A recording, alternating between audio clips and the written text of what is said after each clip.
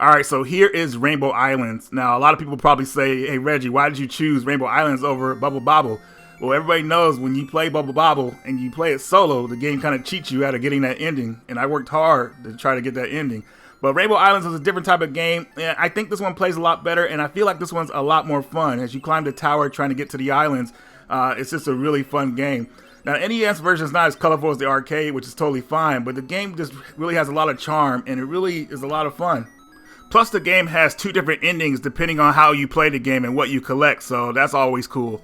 Now, to be honest, the NES version of the game is not the best version of the game to play. Obviously, you guys will notice that it's missing the 2-player mode, but still, it's a lot of fun, and that won't take away what the game has to offer. Honestly, if this game had a 2-player mode on the NES version, it would probably have a lot of slowdowns, so maybe it's good they only added 1 player.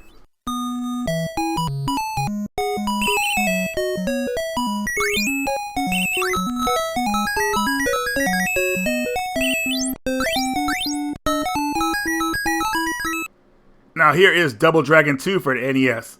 I remember playing this back in the day, and it was so much fun. I remember a friend had this game, and I had to borrow it from him, and it sucked because I could borrow it for maybe like a couple hours or whatnot and try to play it. And I tried to let him borrow my Ninja Turtles, but he wasn't having that. But this was considered one of the best Double Dragon games of that era, I would say. And I agree. Double Dragon 2 really just, they added cinematics to it. They added extra levels, final boss that is not in the arcade, and it just really kind of like changed things up. Now, as a kid, I played Double Dragon 2, the arcade game, and I was pretty much traumatized by that game. In the beginning, the intro scene, Marion is shot and killed in the street. And you think you're going to save her at the end still somehow, but you know, you get that Polaroid picture of the old times, and you really don't get that happy ending you want. But not only does Double Dragon 2 on the NES add extra levels and extra bosses, but they give you a happy ending, and they bring Marion back pretty much. And thankfully, she's not a zombie; she's alive and well. But I was just surprised by that when I played the game back in the day, so I thought that was really cool.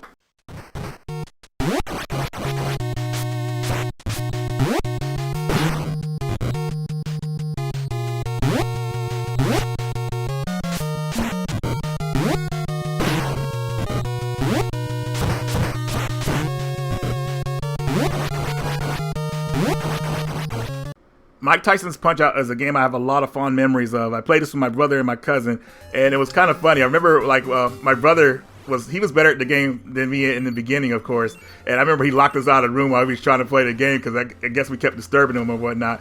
But it was kind of like fun, like watching him get through the opponents. And I learned by watching him pretty much, and I got better than him at the game pretty much.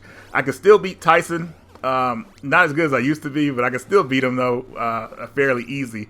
But man, back in the day, it was rough. Like him knocking you out in that first round with that one punch was pretty brutal. But Mike Tyson's Punch-Out still a classic to this day. Everybody should be playing this game still.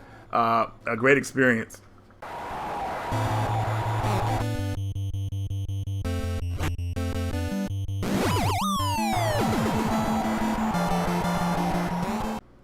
Mickey Mouse Capade. So my dad took me to buy a game. We originally wanted to get Super Mario Brothers 2, but we couldn't find it anywhere at the time. So I ended up getting this because I know how my dad was. Like, if we're here now and you don't get it now, forget it. So I picked this game out, and I didn't really care for it at first. I did like it, but I wasn't compelled to play it at first. And then all of a sudden, it just grew on me. And one of the levels in this game that really gets on everybody's nerves is probably the turning point for a lot of people is the woods. The woods is like this maze area that you have to kind of like find these hit boxes to open these trees to get to the further levels pretty much. It's pretty difficult unless you know where they're at exactly. But I found them by chance when I was a kid, and once I got to that area, I just kind of took off with this game. Really fell in love with this one. It's very dear to my heart. As you guys can see, I have it complete in box pretty much. I don't remember how this game was received back in the day, but this game actually is 2 players. If you have a second player pick up a controller or plug it into the second slot, they can play as Minnie Mouse, and she can't take any damage. So you kind of use that exploit with bosses as well. So in certain areas, so pretty cool stuff.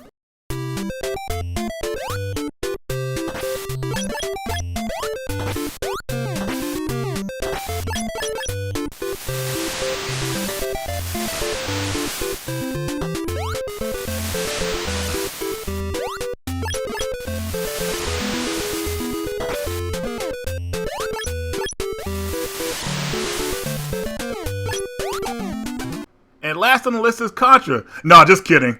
a much better game than Contra, Super C. I think this is a superior game and had a blast with this one. Now, I love that the game had the side-scrolling levels, so just like the first game did, but it also had added these top-down levels that were really well done. Those levels were a lot of fun. And one of the main things I hated about the first Contra game, the flamethrower weapon is really improved from the first game. The first game had it like when you shot it, it spun around in a circle. It was really pretty lame. But in the second game, man, it really like it shoots a blast at enemies and it kind of explodes pretty much after it hits them. It's really cool.